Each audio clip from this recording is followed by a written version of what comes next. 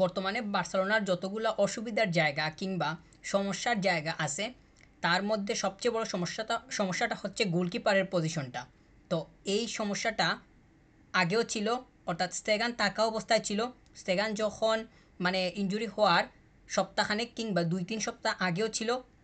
Inaki পেনা সে এখন আছে, এখনও এই সমস্যাটা আছে। এই সমস্যাটা যাইতেছে না বলেই ওয়েফা চ্যাম্পিয়ন্স লিগে মুনাকোর এগেইনস্টে ওই রকম অবস্থা হয়েছিল। তো এই গোলকিপারের কারণে আজকে এই হালটা হয়েছে বলে মানে বেশিরভাগই মনে হইতেছে। বার্সেলোনার এমন হাল হওয়ার পেছনে গোলকিপারের সমস্যাটা সবথেকে উপরে থাকবে বলে মনে করতেছি। তাছাড়া আজকে একদম ইয়াংদেরকে নিয়ে স্টার্ট করানো হয়েছে। একদম তরুণরা ছিল, সিনিয়ররা বলতে গেলে ছিলই না। শুধু এখানে রবার্ট লেভানডস্কি সে স্টার্ট করছে। তো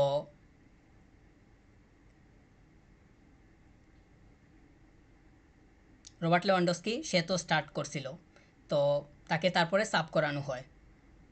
কিন্তু মানে খেলায় কোনো ধরনের কোনো কিছুই পাওয়া যায়নি। ফার্স্ট হাফে তো কোনো কিছুই হয়নি। মাথাটা ঠিকঠাক মতো নড়ানোর আগেই ২টা গোল হয়ে যায়। প্রথম গোলটা যখন পায় অপোনেন্ট, তখনই তাদের কনফিডেন্স তো এখানে ছিল, এই দিকে চলে যায়। তো এই কনফিডেন্সটা যখনই বাড়ছে, পরপর তারা গোল পাওয়া কোনোভাবে কমে নাই। তারা যে ৪ নাম্বারটা গোলটা করলো, ৪ নাম্বার গোলটা তো তাদের মানে এমনিতেই চলে আসছে। তাদের যেই ধরনের তারা মুভমেন্টের মধ্যে ছিল, তারা যেই ধরনের খুশির মধ্যে ছিল, ওইটা থেকেই এমনিতেই চলে আসছে। লামিন ইয়ামাল এবং রাফিনহা দুইজনকে পাঠানো হলো, নামানো হলো, ঠিক আছে। কিন্তু 58 অর্থাৎ মোটামুটি বলা যায় ৬০ মিনিটের দিকে দেয়া হয়েছে। তারা আসার পর অ্যাটাক একের পর এক বাড়ছে, কিন্তু তাদেরকে কেন সেকেন্ড হাফের শুরুতেই দেওয়া হয়নি বা সেকেন্ড হাফের সাথে সাথেই নামানো হয়নি? তাহলে তো মোটামুটি তারা অর্ধেক সময়টা পাইতো। যেহেতু এক্সট্রা টাইম 7 মিনিটস যোগ হয়েছিল, 7 মিনিটস বলা যায় যে অনেক লম্বা একটা সময় ছিল। তো 45 মিনিটসের জন্য যদি একদম একটা হাফ দিয়ে দেওয়া হইতো, তাহলে এইখানে খেলাটা আমার কাছে মনে হয় যে মানে ঘুরে যাওয়ার সম্ভাবনা থাকলেও থাকতে পারতো। তারা আসার পর তো অ্যাটাকের সংখ্যা কমে নাই, বরং বাড়ছে। তো একদম সাবস্টিটিউটগুলোও মানে আজকে কীরকম জানি হয়েছে, কোনো কোনো কিছুর সাথে কোনো কিছুর মিল ছিল না। একটা দ্বারা চলতেছিল, এই দ্বারাটা এখন এসে বঙ্গ হয়েছে। এটা ঠিক যে একটা দল সবসময় মাঠ থেকে পয়েন্টস নিয়ে বের হতে পারবে না, পয়েন্টস লুজ করারও স্কোপ আছে কিংবা এরকম সম্ভাবনা থাকে। তো আজকে যেইভাবে পয়েন্টটা লুজ করা হয়েছে, এইটা আমার কাছে মনে হয় যে কারোরই, বিশেষ করে বার্সেলোনা ফ্যান যারা আছেন, তাদের কোনোভাবেই এটা এক্সপেক্টেড ছিল না। তো ৪টা গোল এই ধরনের অপোনেন্টের সাথে খাওয়া, এই ধরন বলতেছি, যদি আমি সরাসরি বলি একদম মানে লেভেল হিসাব করে, তো এই ধরনের টিমের কাছ থেকে মানে ৪টা গোল হজম করাটা অনেক বড় রেড সিগন্যাল বলে মনে করতেছি। সামনে আরও যেহেতু সময় আছে, এই আজকের ম্যাচ নিয়ে অনেক বেশি কাজ করার জায়গা আছে। বার্সেলোনা যে ২টা ডিফেন্ড আজকে নামাইছিল, সেন্টার ব্যাক কুবার্সি তো ছিল, সে স্টার্ট করছে, আর ওইখানে ডোমিনগোস ছিল। তো এই দুইজনের তো কোনোভাবেই কোনো মিল পাওয়া যায়নি। আমরা ইনিগো মার্তিনেজ আর কুবার্সির মধ্যে যেই ধরনের সম্পর্ক দেখতে পাই কিংবা একজন আরেকজনকে যেভাবে বুঝতে পারে, এই দুইটার কোনোটাই এই দুইজনের মধ্যে আজকে দেখা যায়নি। তাছাড়া কুন্দে সে তো স্টার্ট করছে। কুন্দে এর সাথে সার্জিও ডোমিঙ্গুয়েজ যে সিবি, তারও তো সম্পর্ক আজকে ভালো ছিল না। মাঠের মধ্যে তার যে কানেকশনটা, সেটা কোনোভাবেই হয়নি। মোটামুটি দুইটা সাইড থেকেই অ্যাটাক হয়েছে, অপোনেন্ট ইচ্ছা মতো অ্যাটাক করতে পারছে। বলা যায় যে ফার্স্ট হাফটা অপোনেন্ট বার্সেলোনাকে নিয়ে একদম ছেলে খেলা করছে, কোনো সুযোগই দেয়নি। তো ওভারঅল হিসাব করলেও তাদের অ্যাটাক সব থেকেই বেশি, এমনিতেই তারা এগিয়ে ছিল সব ধরনের হিসাব অনুযায়ী। গোলকিপারের কারণে বার্সেলোনা অনেক পিছিয়ে পড়ছে বলে মনে করতেছি। তো এই জায়গাটা হইতেছে অনেক বড় সমস্যার জায়গা। ফেরান তুরেসকে দিয়ে স্টার্ট করানো হয়েছে, কিন্তু তার কাছ থেকে কার্যকরী কিংবা ইফেক্টেড ইফেক্টিভ কী দেখতে পাওয়া গেছে? কোনো কিছুই পাইনি। তার কাছ থেকে ভালো কোনো শ্যুটও পাওয়া যায়নি। তাকে দিয়ে স্টার্ট করানো হয়েছে, তার উপরে ভরসাও রাখা হইতেছে, কিন্তু সে বারবার ডাউন করতেছে। এই যে সে আজকে স্টার্ট করলো, এতগুলা মিনিট খেলার সুযোগ পাইল, তার ভালো করার সুযোগ আজকে ছিল, কিন্তু সে সেটা কাজে লাগাতে পারেনি। তো সে যে স্টার্ট না করে কিংবা স্টার্ট করে না, এটাই হইতেছে মূল কারণ বলে মনে করতেছি। রবার্ট লেভানডস্কি মানে কাকে নিয়ে বলবো, কেউই আজকে সলিড ছিল না, কোনো কিছুই কারোর সাথেই কারোর কোনো কিছুই হয়নি। মাঝখানেও সমস্যা ছিল। পেদ্রি সে তো স্টার্ট করছে, সে তো খেলছে, কিন্তু তার সাথে অন্যদের ওইভাবে মানে সম্পর্ক কোনোভাবেই গড়ে ওঠেনি কিংবা হয়নি, মিল হইতেছে না।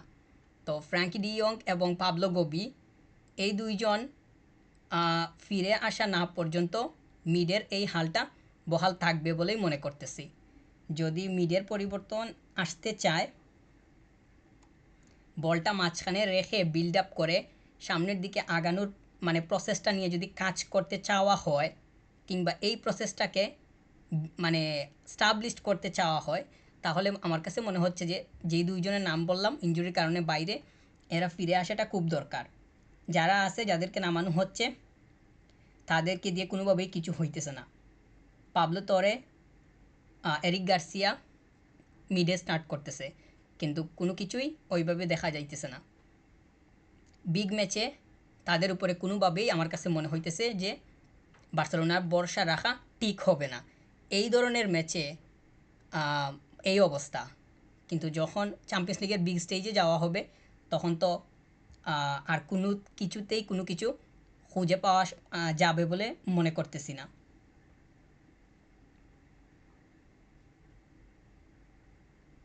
সম্পূর্ণ সবাই তো ইয়াং ছিল, অভিজ্ঞতার অভাব, এটা বলতেই হয়। যথেষ্ট পরিমাণ ম্যাচ খেলার অভিজ্ঞতা নাই, তাছাড়া সবারই এইজ একবারে কম, এইটা হইতেছে একটা বিষয়। তাছাড়া অপোনেন্ট অর্থাৎ ওসাসুনার প্লেয়াররা, তারা যথেষ্ট কিন্তু এক্সপেরিয়েন্সডই ছিল। তারা একদম বলা যায় যে সেট টিম হিসাবে যেইটা বলা হইতেছে বা যেইটা বলা যায় ওই রকমই ছিল। বার্সেলোনা এই জায়গাতেও ধরা খাইছে, অর্থাৎ এক্সপেরিয়েন্সড একটা টিমের সাথে মানে প্লেয়ার্স হিসাব অনুযায়ী আনএক্সপেরিয়েন্সড প্লেয়াররা খেলছে। তো এই জায়গাতেও একটু পিছিয়ে পড়ছে বলে আমি মনে করতেছি। তবে এই ম্যাচ থেকে অনেক কিছুই বুঝতে পারার আছে, যে কোনো সময় মানে যে কোনো সময় ইয়াংদেরকে দিয়ে শুরু করানোটা কতটুকু লজিক্যাল হইতে পারে, সেইটা হ্যান্সি ফ্লিক অবশ্যই বিবেচনা করবেন। তো আজকে তো ইয়াংদেরকে দিয়ে স্টার্ট করানো হইল, কিন্তু ফলশ্রুতিতে এত বড় স্কোর হজম করতে হয়েছে, এতটা গোল, এটা তো কোনোভাবেই মানে আমার কাছে মনে হইতেছে যে বার্সেলোনা ফ্যানরা মেনে নিতে পারতেছেন না বা পারবেন না। তো গোলের হিসাবটা যদি দুইয়ে থাকতো, একটা দুইটা, এইটা মোটামুটি ঠিক ছিল। একদম চারে চলে গেছে, যেইটা অনেক বড় দেখাইতেছে কিংবা বড় হিসাব আর কি। তো দুইটা স্কোর করতে পারছে বার্সেলোনা, এইটা একটা পজিটিভ সাইন যে চারটা হজম করলেও স্কোর পাইছে, দুইটা স্কোর করতে পারছে, আরও দুইটা হলে তো লেভেল হয়ে যাইতো। তো গোল যদি দুইটা কম খাইতে পারতো, তখন তো এমনিতেই লেভেল থাকতো। এই জন্যই বলতেছি চারটা বেশি হয়ে গেছে। তো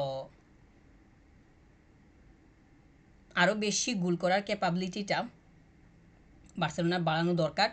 আর গোলকিপারের হিসাবটা তো প্রথমেই বললাম, এই মানে ইনাকি পেনাকে দিয়ে কোনোভাবেই চলবে না।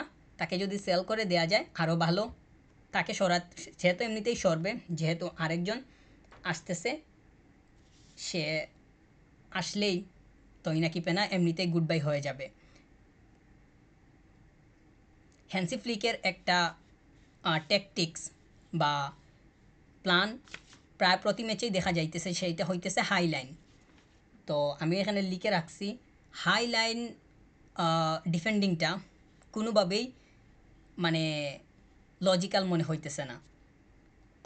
মোনাকোর এগেনস্টে ইউজিএলের ম্যাচে হাইলাইন ছিল, তো এখানে ফলটা কি হয়েছে? আজকের ম্যাচে হয়তো হাইলাইন হয়েছে, হাইলাইনের কারণে এটাকে আরও বেশি হয়েছে। আমি তো বললাম ওসাসুনার প্লেয়ার্সরা তারা যথেষ্ট এক্সপেরিয়েন্সড, এইরকম হাইলাইন দিয়ে তাদেরকে মানে আটকাতে চাওয়া কিংবা আটকাতে পারাটা এত সহজ ছিল না। তারা এটা বুঝতে পারছে, তারা খুব ভালোভাবে মানে এই বিষয়টা নিয়ে গবেষণা করে মানে তারা নামছিল এবং সেখানে তারা কিন্তু খুব বেশি ধরা খায় নাই। তাদের যে খুব বেশি অফসাইডের ফাঁদে মানে ফালানো গেছে সেইটা কিন্তু হয়নি। তো হাইলাইন কিন্তু আজকে কোনোভাবেই কাজ করেনি। তো এইটা থেকে আমার কাছে মনে হইতেছে যে কিছু কিছু সময় হ্যান্সি ফ্লিককে বেরিয়ে আসা দরকার, কারণ হাইলাইন যে আপনার সব সময় মানে কার্যকরী ভূমিকা পালন করবে তা কিন্তু হওয়ার কোনো সম্ভাবনা আসলে নাই। মোনাকো তো তারা যথেষ্ট পরিমাণ এই বিষয়টা বুঝতে পারছিল, তো এইটা বোঝার কারণেই কিন্তু বার্সেলোনা এখানে ধরা খাইছে। আজকে ওসাসুনাও সেটা বুঝতে পারছিল এবং এই জায়গাতে তাদেরকে কিন্তু আটকানো যায়নি, বরং তারা এটা আরও ভালোভাবেই লুফে নিছে। তো এই বিষয়টাও খেয়াল রাখা দরকার বলে মনে করতেছি। 46 মিনিটস মানে ভালো স্টার্ট করছিল, মানে শুরুতেই সেকেন্ড হাফের শুরুতে স্টার্টটা ভালো ছিল, কিন্তু এইরকম স্টার্টটা পরবর্তী সময়গুলো গিয়ে অর্থাৎ 55 মিনিটের পরে 60 মিনিটের পরে আর ধরে রাখা যায়নি। কিন্তু যদি মানে একই দ্বারায় ধরে রাখা যাইতো তাহলে হয়তো স্কোরটা তাদের থেকে বেশি না হলেও লেভেল তো ছিলই, দুইটা করছে, আর কোনো যদি গোল হজম না করতো তাহলে তো লেভেলই থাকতো। তো গোল আরও মানে গোল দুইটা হজম করে ফার্স্ট হাফে সেকেন্ড হাফে গিয়ে আরও দুইটা হজম করার কারণে সব কিছুই এলোমেলো হয়ে গেছে। রাফিনহা আসার পর বিশেষ করে লামিনী ইয়ামাল দুইজনই তো একসাথে আসছে, তো দুইজন আসার পরে খেলার চিত্র পাল্টে যায়। আমি তো বললাম যে সেকেন্ড হাফের শুরুতে দেওয়া উচিত ছিল, কিন্তু একটু পরে দেওয়া হয়েছে। তো মানে ইয়াংদেরকে আরও বেশি একটু সময় মাঠে রাখতে চাইছিলেন হ্যান্সি ফ্লিক, এই জন্য তিনি এটা করছেন। পরবর্তী ম্যাচে আমার কাছে মনে হয় যে অনেক বিষয় নিয়ে চিন্তাভাবনা করে স্টার্টিংটা সাজানো দরকার। যে কোনো সময় মানে প্লেয়ার্সদেরকে এভাবে বসিয়ে রেখে ইয়াংদেরকে দিয়ে শুরু করানোটা মানে কোনোভাবেই যে মানে যুক্তিযুক্ত হয় না, এটাই হইতেছে আজকের ম্যাচ। ইয়াংরা যদি এত গোল হজম না করতো তাহলে তো মানে হিসাবটা ভিন্ন রকম থাকতো। গোল তো মানে হজম করা বন্ধ হইতেছিল না আজকে, তো এই কারণে এত বড় স্কোর আর দুইটা গোল করেও সমান হওয়ার সম্ভাবনা মানে সম্ভব হয়নি। তো বার্সেলোনা গোল পাইছে কিন্তু বেশি গোল হজম করছে। গোল বেশি হজম করার পেছনে ওয়াল এবং গোলকিপার এই দুজনের হাত আছে। গোলকিপারকে নিয়ে বলছি, তো গোলকিপারকে রাখলে বার্সেলোনা কোনোভাবেই লাভবান হবে না। এই গোলকিপারকে যত তাড়াতাড়ি সম্ভব মার্কেটে তুলে বিক্রি করে দিলে আরও ভালো হবে। প্রয়োজনে তাদের তো লামাসিয়া আছে বার্সেলোনার, ওইখান থেকে একটা গোলকিপার নিয়ে আসলে মানে এর থেকে ভালো সার্ভিস দিবে বলে কিংবা ভালো ভ্যালু দিবে বলে আমি মনে করতেছি। আর সিজেসনি যেহেতু আসছে, নতুন গোলকিপার যাকে সাইন করানো হয়েছে, তো সে কী করে সেটাই এখন দেখার বিষয়। সে যত তাড়াতাড়ি মাঠে নামবে বার্সেলোনার জন্য আমার কাছে মনে হয় যে ততই বার্সেলোনা তত তাড়াতাড়ি স্বস্তির নিঃশ্বাস ফেলতে পারবে যদি সে আসার পরে তার উপরে যেই রকম বার্সেলোনা ফ্যানদের ভরসা আছে সেটা যদি সে দিতে পারে। তো পরবর্তী ম্যাচে বার্সেলোনা তো আজকে পয়েন্ট লুজ করছে, যেই পয়েন্ট ছিল আগের 21 পয়েন্টস সেটাই আছে।